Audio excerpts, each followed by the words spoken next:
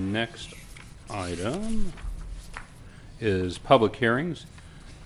The first and only item is public hearing for City Council consideration of H.R. 12001, an application to designate an approximately 1 mile segment of the former State Route 18 and U.S. Highway 91, now described as Palisades Drive, inclusive of the raised median, roadsides, and wooden guardrail as a historic district on the Corona Register of Historic Places. Ms. Coletta. Yes, thank you. What this nomination does tonight, it actually establishes a 1 mile segment of Palisades Drive as our 10th historic district here in the city. This road was built in 1939, and it was an accessible route from the Inland Empire to the coastal cities. This road still maintains some of its original elements from 1939. There is a timber guardrail that is located in the northwest quadrant, and you can see there on the upper exhibit. And then there are socketed curbs that are still within that road. And if you look to the right on the lower bottom of the picture, it's actually date stamped over the Wardlow Wash, which has been partially covered, which identifies the 1939 year. This road does meet all of our local criteria for listing just based on its use, its historic elements, and it's a local resource. So we are recommending approval this evening.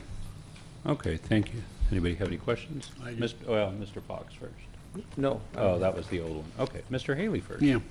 This is currently used by our citizens now, correct? Yes. Okay. Is there any additional work needed to rehabilitate it or get it up to historical levels? No, when we put something on as a historic district, it does not mean that we're going to go in there and start making changes. When we go in there and do maintenance or any type of improvement, we try to keep in line with what's currently there. We have looked at Caltrans design standards for that timber guardrail because today that is no longer a standard. However, they do have a historic section within their manual that we can use. So if we need to replace that guardrail, we can actually replace it in like kind. And then when we go out there and do any kind of asphalt repavement, we will look at that time as whether we can expose some of those socketed curbs, but we still go on with business as usual, just trying to maintain those existing elements. Okay. I personally think it's kind of cool that we're keeping our heritage alive, or part of it anyway. Will there be a plaque, and if so, who will do it? There will be an identifying marker similar to what you see on Grand Boulevard, and the Corona Historic Preservation Society will be putting a placard somewhere within the right-of-way identifying it as a historic district. Thank you very much. You're welcome. Yeah, and if someone hasn't really paid that close attention, just most people drive by that so fast, you don't really pay that close attention to it. It is pretty interesting if you just kind of slow down there a little bit. Okay, we'll open the public hearing. Ms. Mobley, has the city clerk's office received any correspondence regarding this item? No, we have not. Okay, I have one item, or one card, speaker card on this item. Frank Swain, if you'd come up and give your name and address for the record, please.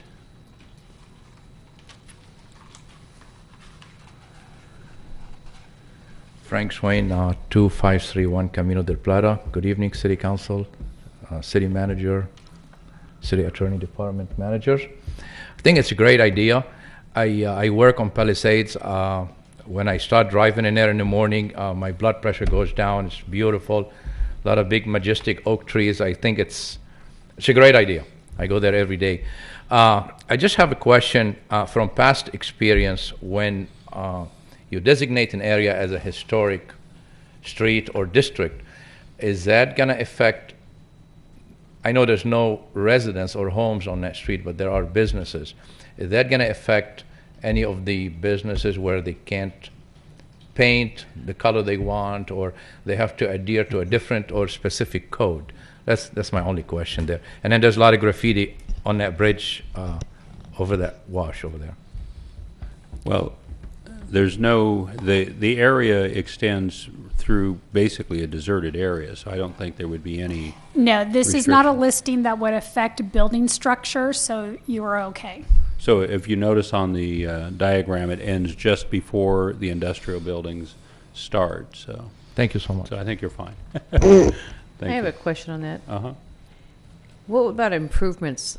How is that going to be affected if it's a historic road? It's, as I indicated earlier, we go in there and we continue with the maintenance of what the elements are there today. So the timber guardrail, we would replace in like kind, and then looking at any asphalt repavement, just making sure we don't cover up any more of those elements like the socketed curb. So we go in there and do normal maintenance, still to a standard, but just maintaining those historic elements. Thank you.